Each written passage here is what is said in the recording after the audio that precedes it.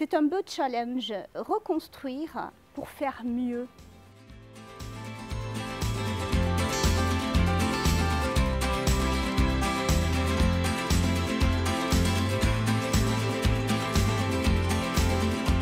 Bienvenue dans les quartiers de la rocade sud d'Avignon. Construits dans les années 60, les quartiers de la périphérie sud, Saint-Chamond, Montclar et Rocade, se sont depuis dégradés, créant de l'insécurité et leur faisant perdre leur attractivité.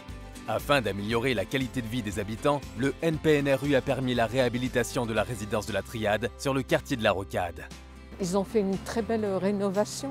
Il y a eu le tram qui nous apporte beaucoup. Maintenant, on attend l'évolution du bâtiment qui va être démoli. Je pense que ça sera aussi un très beau contexte. À quelques mètres de la tour, la bibliothèque Jean-Louis Barrault est rénovée dans le cadre du NPNRU. Les objectifs ? Créer un nouveau centre de culture en périphérie pour rendre le quartier attractif.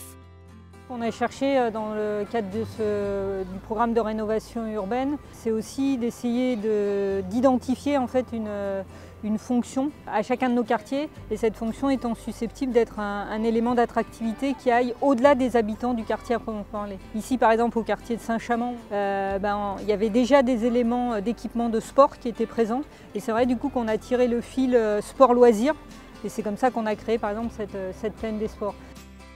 Ça permet aux gens qui habitent en immeuble, c'est comme s'il y avait un petit jardin ici, un espace vert, ça fait respirer, ça déconnecte un peu du bâtiment, du béton, et là c'est décloisonné, il y a un beau mélange.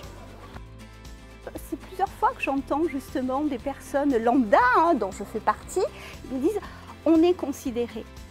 Les décideurs, quand ils sont au fait justement des problèmes, quand ils sont sur le terrain, il en découle des décisions qu'on tient à saluer. L'ANRU nous a accompagnés assez fortement sur la définition de notre projet urbain. Je pense que Avignon là, a rendez-vous avec son avenir. En tout cas, moi, c'est ma conviction profonde, quoi.